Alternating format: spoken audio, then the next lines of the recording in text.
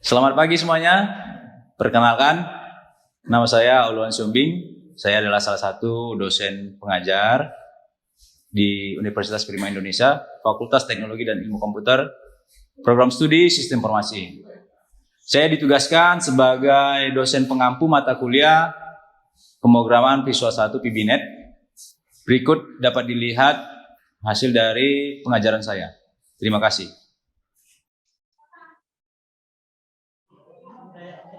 Selamat pagi buat kita semua.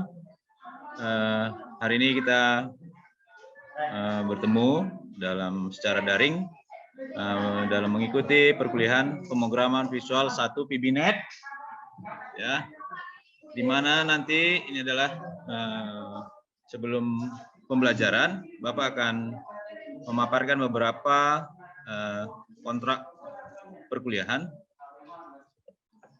di mana penjelasan untuk deskripsi mata kuliah dalam mengikuti mata kuliah PBNet ini. Yang pertama adalah mata kuliah Pemrograman Visual 1 atau PBNet, salah satu bahasa pemrograman dalam membuat pemrograman berbasis aplikasi desktop.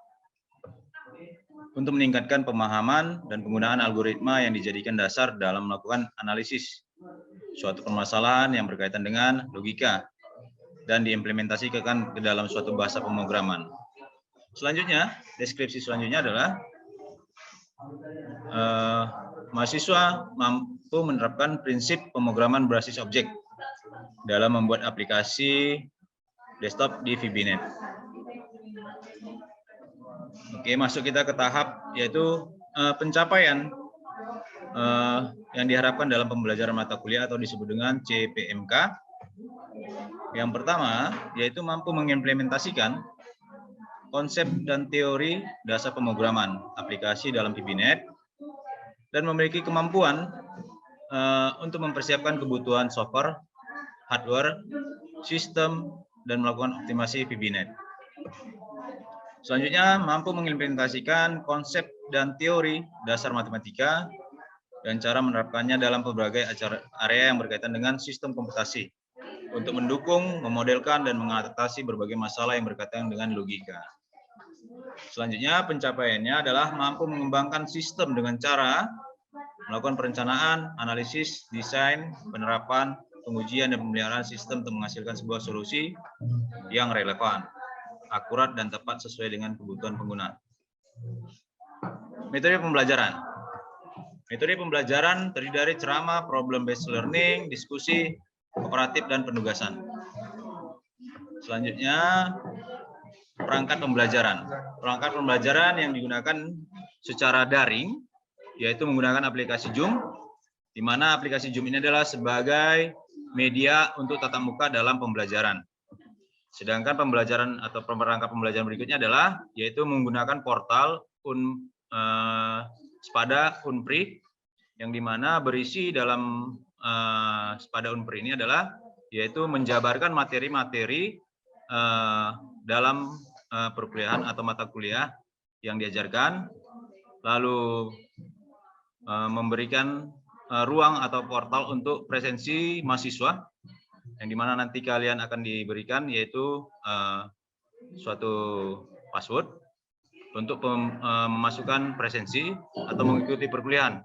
Lalu perkuliahan ini akan disertakan dengan setiap topiknya akan diberikan yaitu pretest dan posttest sebagai nilai, salah satu nilai sistem penilaian yang diberikan yaitu berdasarkan nilai pretest dan posttest. Begitu juga nanti penilaian UAS dan tes. Metode penilaian. Metode penilaian terdiri dari question answer, yaitu memberikan pertanyaan dan menjawab yang berupa soal yaitu multi choice dan true false, dan memberikan penugasan untuk sebagai nilai tambahan untuk hasil penilaian pembelajaran. Sistem penilaian. Sistem penilaian terdiri dari beberapa skor yaitu 10 sampai 80, yang dimana keterangannya adalah sangat memuaskan dan memiliki kriteria yang terdiri dari UTS, presensi, tugas, dan UAS, di mana masing-masing itu UTS 30%, presensi 10%, tugas 20%, dan UAS 40%. Setiap nilai UTS itu akan dikalikan dengan 30% atau juga dengan 0,3. Presensi juga kehadiran akan dikalikan dengan 0,1 atau 10%. Tugas juga, nilai tugas akan dikalikan dengan 20%. Begitu juga dengan UAS.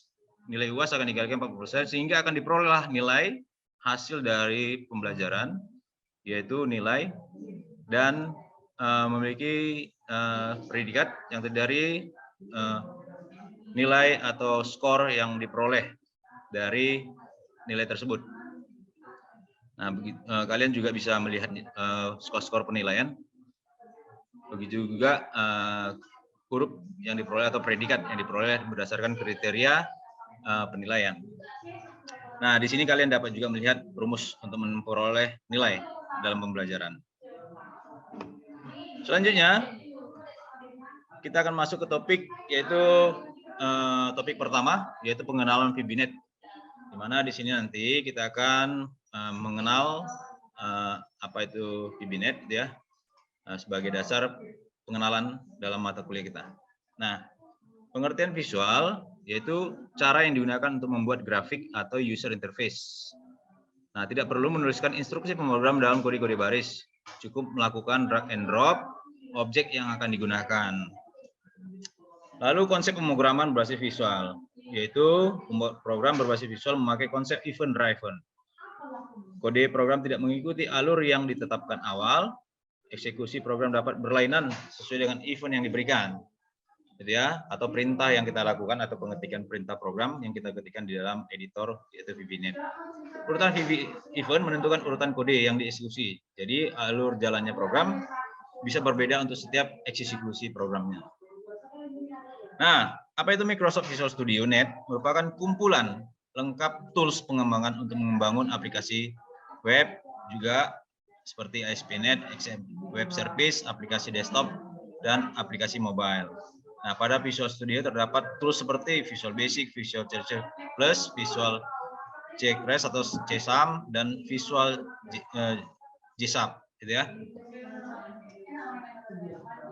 Nah, struktur program dalam VBNet itu terdiri dari deklarasi namespace, yaitu kita harus mendeklarasikan suatu objek yang kita lakukan atau tempatkan di dalam pemrograman VBNet. Lalu terdiri dari kelas atau modul. Lalu prosedur, variabel, domain, atau menu utama, statement dan expression. Ya, statement ini adalah seperti pengerjaan logika, yaitu bagi dia perulangan atau dia penggunaan decision, ya, yang kita peroleh. Lalu komen, yaitu fungsinya adalah memberikan komentar atau keterangan pada setiap program, sehingga kita tidak bingung apa fungsi yang kita lakukan di dalam editor tadi, atau pengetikan program dalam editor.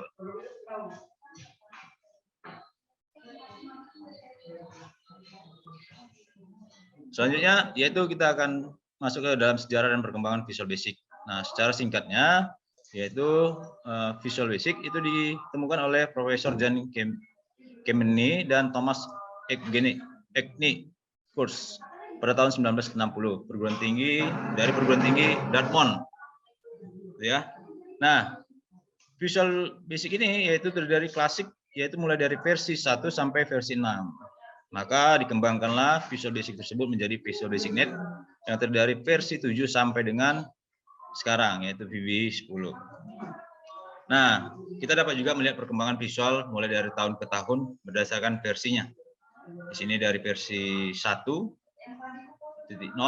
sampai ke versi 2010. Ya, atau disebut dengan atau versi 10.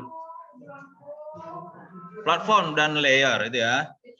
Platform Microsoft Net yang awalnya disebut dengan Generation Windows Service, yaitu platform untuk membangun dan menjalankan generasi penerus aplikasi terdistribusi, di mana Microsoft Net merupakan framework atau kerangka pengembangan menyediakan antarmuka pemrograman baru untuk layanan Windows dan API atau Application Programming Interface. Layer, platform Microsoft terdiri dari 5 komponen utama yang dapat kita lihat di dalam gambar, ya, yang terdiri dari lapisan-lapisan atau layer, yaitu lapisan terbawah yaitu dari sistem operasi. baik dia sistem operasi 32 bit, XP, atau Windows yang sampai sekarang ini dia sudah mencapai ke Windows 10 atau Windows 11 dia. Lapisan kedua terdiri dari Enterprise Service atau Net Building Block Service atau Net Framework. Nah, lapisan teratasnya itu adalah Visual Studio Net itu sendiri, yang dimana lapisan teratas dari Azure adalah Visual Studio Net yang memungkinkan yaitu pembuatan suatu web service, aplikasi web dan aplikasi Windows secara tepat. Nah, masuk kita ke tahap instalasi Visual Basic Net 10. Nah, ini langkah-langkah sudah Bapak jabarkan ya. Langkah pertama, kalian tentu harus memiliki namanya software-nya itu ya. Software dari Visual VB Net. Software itu dapat diambil dari internet ya. Atau nanti bisa kalian minta secara langsung sama Bapak. Maka di sini kita melihat nanti bagian daripada setup itu kita lakukan double klik atau menandai setupnya. Lanjut ke tahap kedua yaitu kita memilih atau mengklik install Microsoft Office yang terdapat pada tampilan setup tersebut, yaitu yang sesuai versinya. Lalu kita bisa menghilangkan untuk menghilangkan checkbox yang tertulis yes send information about map setup enterprise operation. Nah, ini seperti gambar berikut. Tujuannya adalah karena jika dicentang akan muncul pop-up atau memberikan informasi instalasi pada Microsoft, untuk diabaikan saja langsung klik next gitu ya. Jadi kita abaikan saja dengan menghilangkan tanda checklistnya. Langkah selanjutnya adalah jika kita gagal menginstal Net Framework ya, maka informasi Net Framework akan muncul di tampilan lanjut dan klik next. Maka seperti tampilan berikut ini. Sampai di sini cukup paham? Kalau memang paham, biar Bapak lanjutkan, gitu ya. Kepada mahasiswa, paham? Paham, Pak. Oke. Paham, Pak. Oke. Bisa Bapak lanjutkan ya? Silakan, Pak. Boleh, Pak. Nah, selanjutnya adalah langkah-langkah instalasi VB Net 2010. Maka kita akan memilih direktori untuk meletakkan instalasi di bagian kiri. Lalu di sini kita tandai dengan select feature to install. Langkah selanjutnya adalah proses instalasi. Maka proses instalasi ini kita lakukan sambil dia menunggu. Bisa kalian minum kopi gitu ya. Oke. Langkah-langkah yang install selanjutnya adalah proses instalasi. Maka pada tahap ini yaitu proses instalasi berhasil dilakukan. Maka tinggal klik tombol finish. Nah, di sini kita dapat melihat tampilan interface, yaitu tampilan antarmukanya, di mana itu adalah terdiri dari beberapa komponen, 8 komponen tampilan, gitu ya. Yaitu ada terdiri dari menu bar, toolbar, form design, toolbox, solution explorer, property Windows, error list, dan code editor. Semua editor ini akan dilakukan atau digunakan dalam merancang atau membuat suatu program dalam Visual Basic VB Net, gitu ya. Nah, sekian dan terima kasih. Setelah penjabaran materi yang Bapak jabarkan, sampai di sini ada pertanyaan?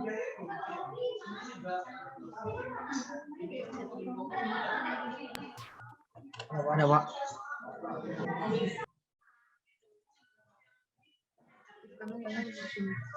Pada saat penginstalan VB Net-nya nanti, Pak, itu apakah menggunakan koneksi internet atau tidak, Pak?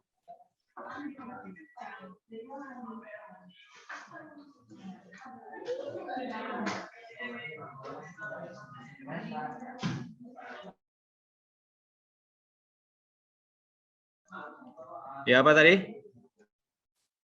Apakah pada saat penginstalan VB Net tadi, Pak, menggunakan koneksi internet atau tidak, Pak? Oke, baik. Nah, dalam penginstalan aplikasi VB Net ini, ya, tidak membutuhkan namanya koneksi internet, gitu ya, karena dia. Pak, ada suaranya, Pak. Ya, kurang besar ya. Oke, dalam penginstalan aplikasi VBNet tidak membutuhkan namanya koneksi internet, gitu ya. Kita hanya cukup menyediakan software VBNet dengan cara mendownloadnya, tentu ya.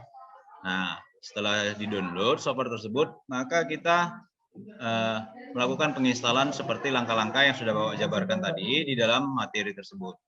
Itu dia. Nah, jadi tujuan kita di sini dalam VBNet 1 ini adalah bagaimana merancang suatu interface di dalam sistem pemrograman desktop yaitu VBNet. Tadi dari menu-menu tadi ada dia menu bar, gitu ya. Lalu ada toolbox. Nah, tapi sebenarnya di toolbox itu sebenarnya bagian dari atau alat dalam merancang suatu pemrograman desktop menggunakan Visual Studio VBNet. Nah, nanti untuk pertemuan berikutnya kita akan menjabarkan setiap toolbox tersebut, yaitu penggunaannya masing-masing dan perintah dan pemberian nama. Di dalam tadi ada dia komponen properti. Nah, wajib kita memberikan nama pada komponen yang kita masukkan, yaitu toolbox ke dalam menu perancangan dalam VBNet. Gitu ya.